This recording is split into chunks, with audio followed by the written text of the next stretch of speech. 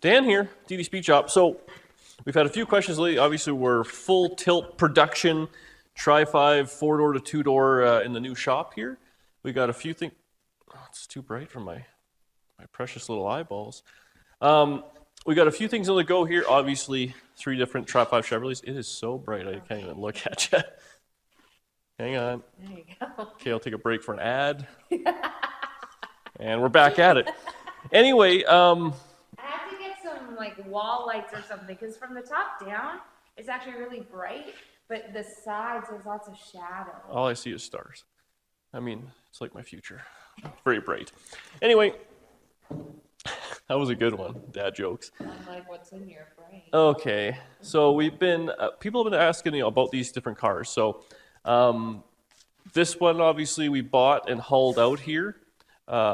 This one here has been haunting me for like a year. And then this one was just kind of popped up out of the blue. And people are like, where are you finding all these Tri-5s and this and that? I mean, honestly, I feel like they fall in my lap. But it's one of those things where you just always got to be looking. You want to go into a better light or something over here? Is this better for you? What's my good side? So, it's because the door's up is what it is. It's blocking. It's nighttime now, eh? It's 2 a.m. filming.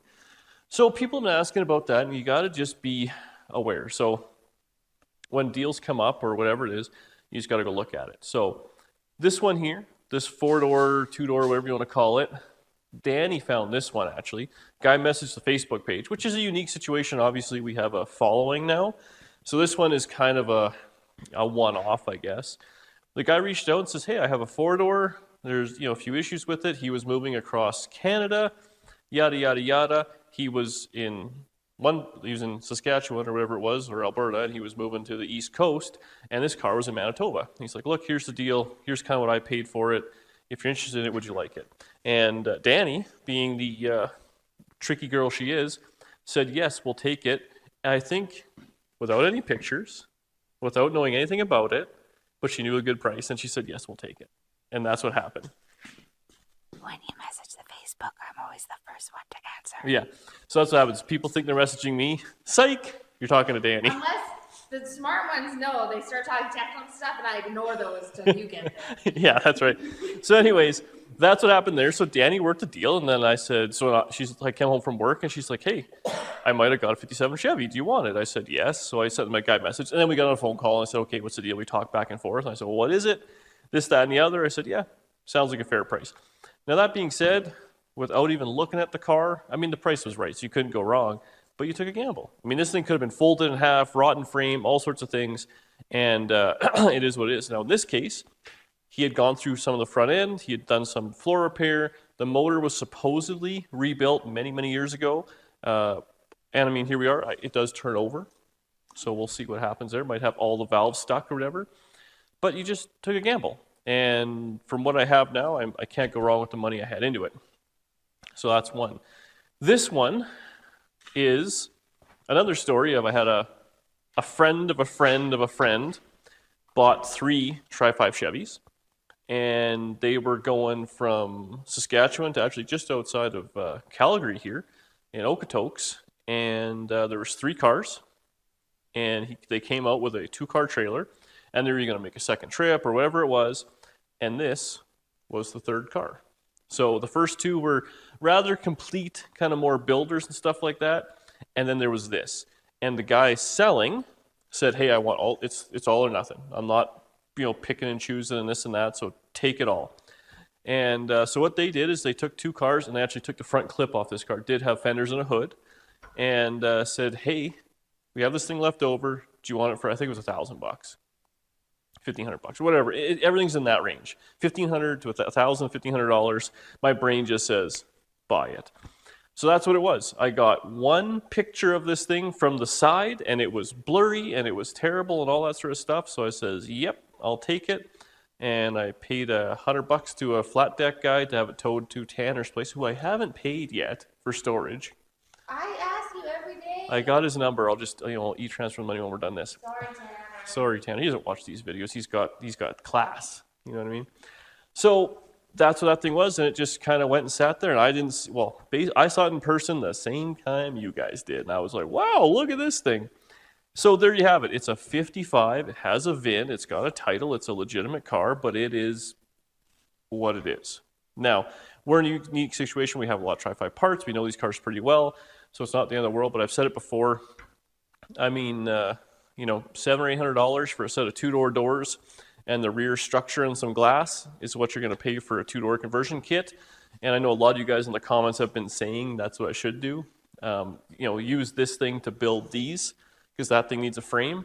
55, 6 are different frames than 57. So you can make it all work, but you know what? It's a real 55. And I take a lot of pleasure in bringing a car like this back. And ultimately, one of you poor folks will probably end up with it.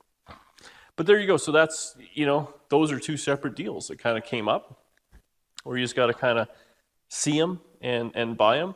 This 57 was, this came up for auction a year ago. I've said this story already, but it came up for, wow, look at how this thing's all separated. It came up for auction a year ago. I bid on it.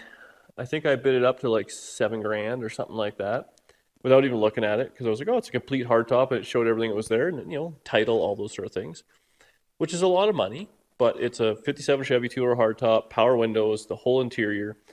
And now I know from personal experience how expensive all the trim and the glass and all those bits and pieces are. If you get a shell of a car, like the mate to this one that came with it, you will be so far upside down, you might as well spend a few more bucks on a car. Anyways, the guy bought it. He had grandiose ideas. Life happens. And it was up for sale for, it originally sold for $12,500. Is I think what the number was after tax and buyer's fee, which I think is a lot of money. And he was down to $9,500 or $10,000 or something like that because it's been for sale for a while. I called him. I said, hey, here's the deal. We'd already been moving, living here out in Calgary. I called him. I said, here's the deal. I'm coming back tomorrow because we had a U-Haul rented and we were bringing back the tow truck full of stuff. And Danny's gasser was slotted to be on that U-Haul and was slotted to be on it. And I told the guy, I said, here's the deal. It's Friday morning. I'm coming home Friday night. Saturday, we're packing up, loading up. It's supposed to be the most beautiful day on Saturday, so we would like to come and see the car. Supposed to be a nice day. I said, I made him an offer. I said, I have this much money. I have a trailer. I have a tow truck. I'm ready to go, blah, blah, blah, blah. And he goes, okay, that seems pretty good. It's raining, pouring rain, terrible day. Show up, look at the car. I looked at it for 15 seconds. Will you take this much money? Yeah, he said, sure. Gave him the cashola, and there we have it. We had a tow truck to pull it out. We had a trailer to put it on, and it went 800 or 900 miles west. Within 24 hours of looking at the car, it was in this garage. So Truck, trailer, cash. Truck, trailer, cash. I've said that a bunch of times, and just do that. So the cars are everywhere. I don't, if I was in the Chevelles, I'm sure we'd have 3 Chevelles in here. If we were in the Novas, we have 3 Novas in here. It just happens to be Tri-5s. And honestly, I mean, I had been looking, I wanted 55 Chevy for a long time. And I always ended up finding Chevelles and Novas and like a Pontiac Le Mans and whatever else I had in the time. Beaumonts, kind of the oddball stuff. And I finally said, you know what, I want to try 5 Chevy. So I put a want ad out for the gray 55 sitting out there. And I said, I want 55 Chevy and, 2-door or 4-door, whatever it is. And the guy who contacted me, and this was before YouTube, by the way. This isn't, any sort of DD Speed Shop clout, because that was the first car we did on YouTube. He says, I have a 4-door, and I have a rotten 2-door, and he was going to do a 2-door conversion just like I was. And I was like, wow. So I went out there, and he was actually working on a 57, I think, on a rotisserie. And that was sitting out back, and I'm not going to get to it. It was on a trailer with a tarp on it, and the tarp was brand new when he got the thing, and the tarp was just shredded, like strings all the way around the car. And he had all that, and he had a shed full of another 55 Chevy 4-door, which he had cut up into pieces. So I had so many. I still have 55 Chevy parts kicking around. We're down to the kind of nitty-gritty, and that was 5-6 years ago now. And I think we paid $3,000 or something like that for everything. And And he let us use the trailer because the car was on the trailer. So we just hooked up, drove it home, went back, put the other car on his trailer, went back, and then dropped his trailer off for $3,000. Like what? I mean, now that was like pre-COVID pricing, but still, it's all out there. So I do want ads all the time and stuff like that. Now I've learned a few things about that as well. When you have want ads, if you're on Facebook and all that, you want to have a bit of a normal profile because otherwise people think you're scamming, which is reality. Unfortunately, never send people money. You know, well, I say that, but I've done it many, many times. I send $500 all the time, so I take a gamble. Maybe don't listen to what I say, but if there's a car out there and you want it, make it happen. So that was the case with all of these. So cars are everywhere. Everywhere are cars. And now just being this new area, this guy down the road has a pile of cars. Down here, there's a guy we got to make friends with. He's got a bunch of old C10 Chevy trucks and square bodies, like dualies and all sorts of stuff, just sitting in the back. Like he has 2 crew cab dually square bodies, which, I mean, you just don't see, and they're in nice shape. Just sitting there, no plates on them, who knows what. So that's that. Now, the other thing which I'm learning, because we're doing lots of driving, going back and forth between Manitoba and Calgary here, is take back roads, and there's all kinds of cars. It's ridiculous. So there you go. Hopefully you got something out of that. Ultimately, have cash in your pocket. A trailer or a buddy with a trailer is even better. And be realistic with your skill level. Yeah. It's okay if you don't have like an amazing skill level, but buy to that skill level. I will. That's a very good point. Good job, Danielle. Thanks. You deserve that roast beef dinner tonight at Arby's. They have deep fried pickles too. And that's a very good point where this car right here looks pretty nice and pretty complete and all that sort of stuff. It needs a full frame. So like it's a frame off situation. It needs a full floor. It needs a full trunk floor. I mean, it's a lot of work. Now, I mean, all of those things can be done. They can all be done. They can all be done with very little tools, but you have to really have that mindset. And right now, this car is worth the most it's going to be worth right now for the next 6 months, because I'm going to take it all apart. And when the frame's off it and it's sitting on blocks of wood and the frame is the floor is falling out of it and all this stuff, you got problems. At that point, it's worth nothing, because who's going to come get it? Who's going to get just a body sitting there? Who would buy that? And I tell you what I'm going to offer you for that is not going to be a nice offer. This car it's something else. I mean, it's 2 cars, literally 2 cars welded together. This is like the insurance, back in the day, 1965, I got a 155 Chevy hitting the front, 155 Chevy hitting the back. I got an idea. Zip, boop, and you put it together, right? And that's exactly what this is. I mean, honestly, it needs another 55 Chevy, because even the repair panel has been on there and not finished for so long that it's beat up and been tractor dented and all that sort of stuff. But we'll put it back together. But again, be realistic with your goals and all that sort of stuff. I mean, this car here, it's missing one of everything. I mean, what you see is what you get. It'd make a great race car. If you want like a nostalgic roundy round car or something like that, that'd be perfect for this. We're going to try and bring it back, but I mean, it's going to need a lot.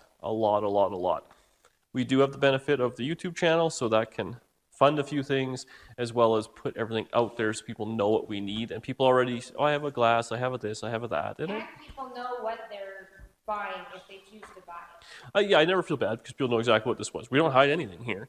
And so we have the benefit of that. We also have the benefit where people, generous people such as yourselves, kind of want to help out. And if they have a set of 55 Chevy taillights that's been sitting around forever, they'll donate or give me a really good price on it or whatever it is, which is a really nice benefit of YouTube. But it does go on a car and they feel like they're part of it. And you guys are all part of these things, right? That's a unique situation we have. We're all bringing this car back. Because if no one was watching this and we're making a few YouTube bucks, I probably wouldn't do this. I mean, what am I doing here? Like, that's the car I want to drive. This is one that's just kind of for fun and keeps me busy and ultimately gets on to the next guy. This car is the car you want. So this one, it has a motor in it, supposedly decent. It's a very complete car. Even though it's been taken apart, everything, that it needs could be put back on. So you could have left it a 4-door. I'm talking as a 4-door, not this fine 2-door that we got. But all the interior was complete. I don't know if it had seats. I might have thrown them out if it did because they were junk. It's hard to remember. But Yeah, I threw them out. They were gross. did I throw them out? Oh yeah, they were. Yeah, right. They were just biohazard. So we tossed the seats, but you can get. I mean, 4-door seats are very easy to find. We're gonna put buckets in it and stuff like that. But it was a very complete car. The only thing you'd actually have to buy for this thing is a windshield. And then, I mean, depending on how tricky you are, I mean, a set of fenders. I found a guy who's about an hour out of town, so I haven't gone and got him yet, but he's got a set of fenders. He wants $100 each for decent fenders. So this thing, slam a window in it, a set of fenders. It needs a transmission and a drive shaft. Actually, I think it came with a drive shaft, so you might have to shorten it depending on what you did. And it could be a runner for a couple $1,000s. Pretty solid car. I mean, if you look at it, all the quarters and all that stuff was decent. We had to do some floor repair, there's some rocker repair. I mean, those sort of things. But But you weren't lifting a body. we're not lifting the body off. And I mean, honestly, if you're scared of doing rocker repair or a little, around the wheel well repair for rust, you're going to be paying big bucks for a project. Well, you bring up a good point too. Like, so you always talk about in videos like, oh, these always rust here and these always rust there and they always rust here and there. So like, know the car that you're choosing, where those common spots are, and is that something you want to take on? Well, and the other thing is, that they all rust in the same spots. But a car like this, I mean, a 57 Chevy, you can buy every single part for it. So if money's no object, you can fix it no matter what. We're trying to do it on the cheap. But if you want some sort of a weird one-off thing or, like whatever it is, like let's say a 54 Chevy, probably a lot harder to get parts for than a 55 Chevy. So there is something to be said for that as well. You spend a few more dollars for A, the car you want, and B, something that's available. Because if you have to start making panels and all that sort of stuff, like which we did on this. I mean, we made the rocker, we made the wheelhouse, we made a bunch of things like that, which is fine. And it's a good repair, and you should do that. But if you're looking to buy panels, be aware of that as well. So that's our little spiel. We're going out for a little dinner here and a little dump run. But I just, I find it discouraging when people go, where do you find all these things? And you're so lucky and this and that. And I just go, they're everywhere. You just kind of have to look. You have to be aware. Have $5,000 in your dresser drawer and have an old lady who's pretty accepting that that's what we're doing. We're just going to go buy a bunch of stuff. And there you have it. You'll have a garage full of scrap iron. So really, at the price of scrap right now, there's probably like $800 sitting here. That's, we turned $8,000 into $800. But we're having fun doing it. Thanks for watching. Get out there and buy something and have fun while you're doing it. Don't let it get you stressed out. And Mr. Heavy Chevy always says it, don't take it apart if you don't know how to put it back together. Because if it comes apart, you end up with that. And I'm going to come give you $800 for it. See you on the next one.